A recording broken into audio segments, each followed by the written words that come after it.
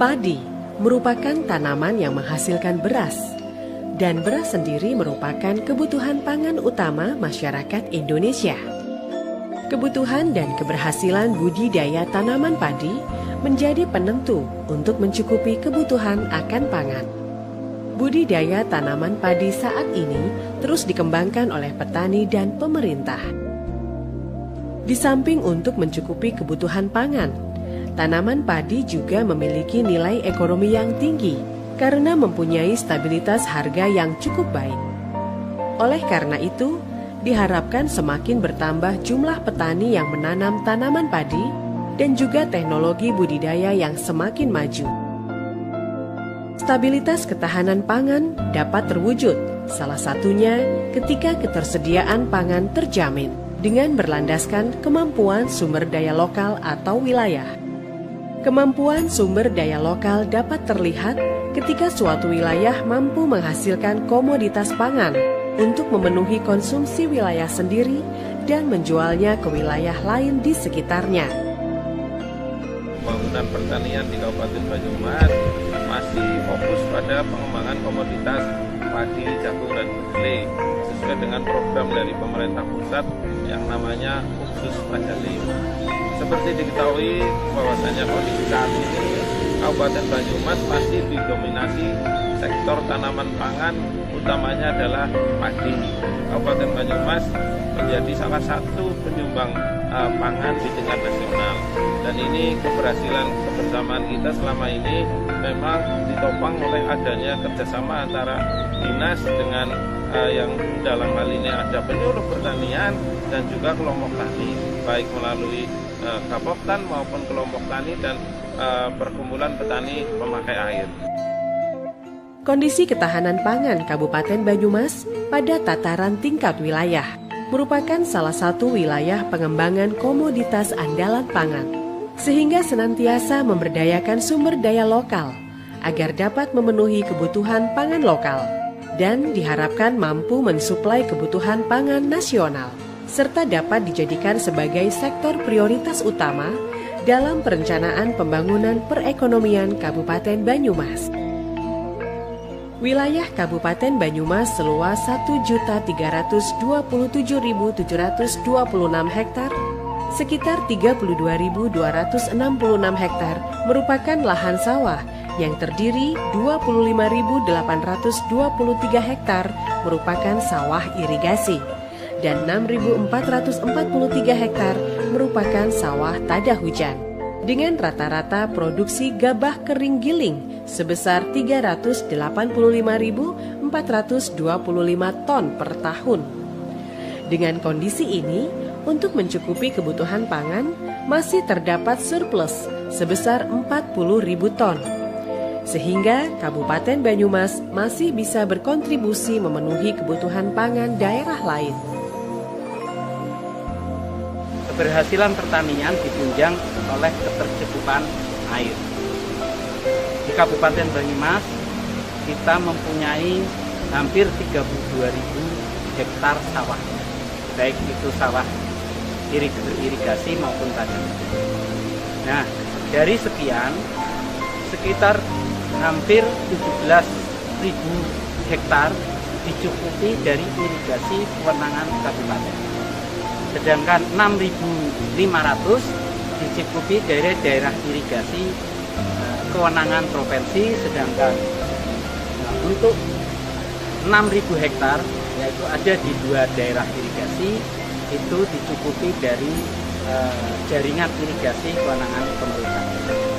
Sehingga mau tidak mau perhatian pemerintah Kabupaten Banyumas untuk menunjang pertanian di sektor sumber daya air dan irigasi sangat besar, karena kita mempunyai kewenangan sekitar 17.000 hektar. Kita mempunyai 570 daerah irigasi dengan sekitar 500 dilayani 500. Sebagai daerah agraris, sebagian lahan di Kabupaten Banyumas merupakan sawah dengan irigasi dan sebagian lahan lainnya merupakan sawah tada hujan. Dalam segi sumber daya air, Pertanian di Kabupaten Banyumas didukung oleh beberapa sungai besar yang dilengkapi dengan sebuah bendungan, yaitu Sungai Serayu dengan Bendung Gerak Serayu. Terletak di Desa Gambar Sari, Kecamatan Kebasen, mengairi wilayah Kabupaten Banyumas, Kabupaten Cilacap, dan sebagian wilayah Kabupaten Kebumen. Total wilayah cakupan pengairannya mencapai 20.795 hektar. Sungai Tajum dengan Bendung Tajum terletak di Desa Tipar Kidul, Kecamatan Aji Barang, dengan wilayah cakupan pengairan seluas 3.200 hektar. Sungai Logawa dengan Bendung Kediri terletak di Desa Kediri, Kecamatan Karanglewas, dengan wilayah cakupan pengairan seluas 379 hektar. Sungai Pelus dengan Bendung Arca terletak di Desa Dukuhwaluh, Kecamatan Kembaran, dengan wilayah cakupan pengairan seluas 1.215 hektar. Sungai Kranji dengan Bendung Banjaran II terletak di Kelurahan Kranji, Kecamatan Purwokerto Timur, dengan wilayah cakupan pengairan seluas 1.200 hektar. Selain adanya sungai besar, terdapat juga situ dan beberapa embung yang juga dapat digunakan sebagai sumber daya air saat datangnya musim kemarau, seperti Situ Bamban yang terletak di Desa Kedung Ringin, Kecamatan Jatilawang, yang wilayah cakupan pengairannya seluas 1,5 hektar. Kemudian embung Desa Taman Sari yang berada di Kecamatan Karanglewas, dan embung Desa Pengadegan yang berada di Kecamatan Wangon.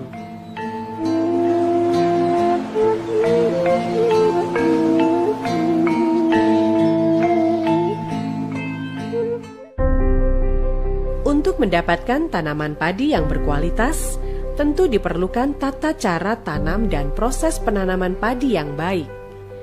Musim tanam di Kabupaten Banyumas pada umumnya dilaksanakan dengan pola tanam pertanian sebanyak 2 kali dalam 1 tahun, yaitu pada bulan Oktober hingga Maret dan pada bulan April hingga September. Beberapa langkah dalam menanam padi adalah sebagai berikut. Persiapan media tanam. Persiapan media tanam diawali dengan proses pengolahan tanah, yaitu berupa pembasahan tanah dan dilanjutkan dengan membajak tanah. Pembajakan tanah dapat dilakukan dengan menggunakan cangkul atau hewan kerbau untuk menarik alat bajak. Dapat juga dengan menggunakan traktor. Kemudian dilanjutkan dengan proses pelembutan tanah atau garu, yang bertujuan agar tanah menjadi lunak dan gembur. Setelah proses pembajakan tanah selesai, lahan sawah tersebut dapat dialiri air sampai ketinggian genangan air 10 cm. Penggenangan air dilaksanakan selama lebih kurang 2 minggu. Hal ini bertujuan agar tanah berubah menjadi lumpur serta menghilangkan racun yang ada pada tanah. Persemaian bibit. Setelah media tanam siap, persemaian dilaksanakan dengan penanaman bibit unggul yang berkecambah dengan persentase selebar 0,5% dari luas lahan pertanian. Lamanya proses persemaian bibit yang akan ditanam yaitu sekitar 2 kali 24 jam. Persemaian dilaksanakan pada lahan yang letaknya berdekatan dengan petak sawah yang akan ditanami, dengan tujuan saat bibit siap dipindah dan dicabut masih dalam kondisi yang segar. Apabila lokasi lahan terlalu jauh, dikhawatirkan bibit akan mati. Tanam padi. Setelah bibit padi berumur 2-3 minggu, selanjutnya masuk dalam proses pencabutan bibit atau ndaut. Dengan teknologi tanam terpadu, bibit yang berumur 14 hari atau yang telah berdaun 5-6 helai dengan tinggi 22-25 cm dapat dicabut sampai ke akarnya untuk selanjutnya dapat ditanam. Pada saat penanaman, cukup menanamkan 1 bibit per lubang dengan posisi tegak dan kedalaman akar yang cukup. Sedangkan untuk model penanaman dapat menggunakan sistem tanam jajar legowo, yaitu cara tanam berselang-seling 2 baris dan 1 baris kosong. Perawatan tanaman. Proses selanjutnya yaitu proses perawatan tanaman padi yang terdiri dari kegiatan penyiangan, pengairan, dan pemupukan. Penyiangan dilakukan secara rutin dengan periode waktu tertentu untuk menjaga kebersihan lahan dari tanaman pengganggu. Selain itu, untuk mencegah terjadinya kekurangan maupun kelebihan air, maka pengairan lahan pun perlu dijaga kondisinya. Kegiatan pemupukan pertama kali dilaksanakan setelah padi berumur 1 minggu dengan cara ditabur dan dilakukan sebanyak 3 kali selama musim tanam, yaitu pada saat setelah tanam, saat padi berumur 20 hingga 25 hari, dan selanjutnya saat padi berumur 40 hingga 45 hari. Agar tanaman padi bebas dari hama atau penyakit, maka perlu dilakukan pengendalian.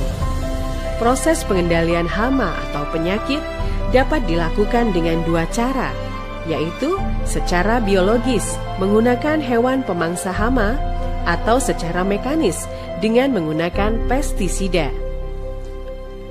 Panen padi. Saat tanaman padi berumur 75 hari, batang tanaman padi mulai menguning. Dan pada saat umur 85 hingga 90 hari, sudah dapat dilaksanakan proses panen. Panen padi dilaksanakan dengan cara berkelompok menggunakan anai-anai atau sabit. Anai-anai umumnya digunakan petani untuk memanen padi lokal yang tahan rontok dan tanaman padi berpostur tinggi. Sedangkan sabit digunakan untuk memanen padi dengan cara dipotong. Perontokan padi. Perontokan padi merupakan kegiatan pasca panen setelah pemotongan atau memanen. Umumnya dilakukan perontokan dengan cara dibanting atau menggunakan teknologi dengan tujuan untuk melepaskan bulir-bulir gabah dari malainya. Perontokan padi merupakan salah satu tahapan pasca panen yang memberikan kontribusi yang cukup berarti. Pengeringan gabah. Pengeringan gabah merupakan salah satu kegiatan yang penting dalam mempertahankan mutu gabah, yaitu dengan cara menurunkan kadar air gabah hingga mencapai maksimum 14%. Dengan maksud agar gabah tidak mudah rusak sewaktu disimpan dan mutu tetap baik. Pengeringan gabah umumnya dilakukan dengan bantuan sinar matahari, dan pada saat musim penghujan dapat dilakukan dengan mesin pengering. Penggilingan gabah. Dalam upaya memenuhi kebutuhan pangan, gabah kering yang siap digiling diolah untuk dipisahkan antara sekam, dan selanjutnya diproses lagi untuk menghilangkan bekatul. Dan agar beras tampak putih bersih, dilakukan pemrosesan dengan menggunakan bahan tertentu. Beras yang telah bersih dari sekam dan bekatul selanjutnya didistribusikan ke pasar dan disalurkan kepada konsumen.